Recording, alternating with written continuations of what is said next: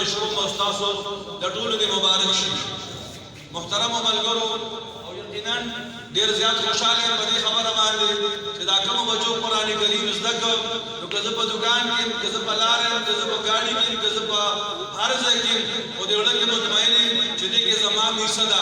ځکه چې حافظ ملکی امان دا زما بچی دی دا زما شاګرد دی د الف با تا سا د امان زده کړي دي نو نن چې دې څومره خلکو ته دا الله دا کلام ښایي نو په هغې کې زما حصه ده نو ځکه د ډېرې زیاتې خوشحالۍ اظهار کوم او یقینا الله تبارک وتعالی دې دا بچي نور مخ پر وړاندې باندې بوځي. محترمو ملګرو زه اکثرو موقعو کې دا وضاحت کوم دا خبره ډېره بار بار کوم چې زموږ دا بچي دین زده کړي دا زموږ د آخرت ګټه نه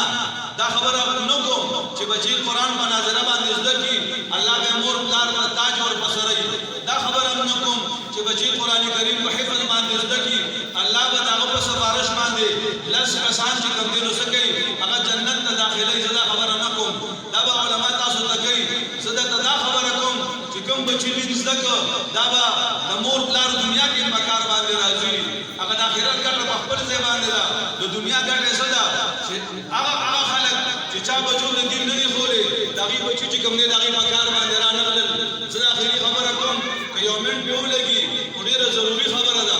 د مخکې ورځو کې په میډیا باندې دا خبره وچلېده په میډیا باندې دا خبره وچلېده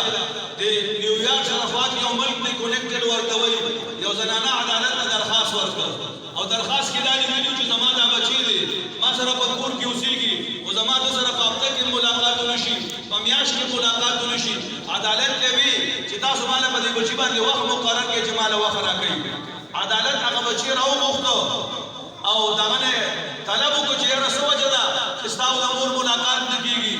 چې ستا او ملاقات نه کېږي ته به د مور خدمت څه وکړې نو هغه بچی څه وایي ځان لیوه کلي ونیسه په هغې باندې بحث شروع شو نو هغه بچي هغه نوجوان هغه بچي هغه سپي ساتلی و هغه چې به د ډیوټۍ نه راغی هغه سپي به یې سنباله او د هغه سپي خدمت به یې کو. محترمو ملګرو لنډه خبره دا ده چې هغه بحث ختم شو عدالت یو ډګري ورکړه هغه ډګری کې څو هغه دا و چې دا بچي دا نوجوان دا اتلسو کالو نه اورېدلی دی دا سپي ساتل دا د ده لایبیلیټي ده لهذا موږ دې نشو مجبوره کولی چې دې مور له وخت ورکړي. محترمو عزیزانو یعنی هغه خلک چې موږ د هغې نه متاثره یو ګړی جوړه کړه ګاډي جوړ کړو جهاز یې جوړ کړه موږ د هغې نه متاثره یو دنیا کې خو دونه ترقي کړې ده لیکن د دین په حوالې سره هغه خلک دونه په شا باندې راغلی دی. محترمو عزیزانو ما ته خو دین ویلي دي د پلار مخ ته وګوره د حج او د عمرې ثواب دی ما ته خو دین ویلي دي ما ته قرآن ویلي دي ما ته پیغمبر ویلي دي ما ته الله ویلي دي د مور مخ ته وګوره د حج او د عمرې ثواب در کوم د حج او د عمرې اجر ما ته خو الله ویلي دي چې تا نه پلار ناراض او تا نه مور ناراضه وه الله وایي زه درنه ناراض یم. محترمو عزیزانو نن هغه خلک چې دنیا کې ترقي کړې ده لیکن یو بچی مور سره په یو کور کې اوسېږي لیکن په هفتو ملاقات نه کېږي او هغه بچی هغه مور او هغه پلار لګي عدالت ته وایي چې موږ له په بچي باندې وخت کېږي چې موږ له وخت راکړي. محترمو عزیزانو بچي راولې هغې ته دین وښیې حافظ ملکي امان ته کېنوئ بل چا ته کېنوئ بل چا ته کېنوئ بل عالم ته کېنوئ دین ورته وښیې چې کله دې دین ویلي نو په دین کې دا خبرې شته چې مور له وخت ورکړه پلار له ورکړه د مور خیال وساته د پلار خیال وساته او که بچي مو صرف دنیادار پاتې شو نو تاسو به د خپلو بچو نه مزه وانخلئ. زه خبره اوږدول نه غواړم او د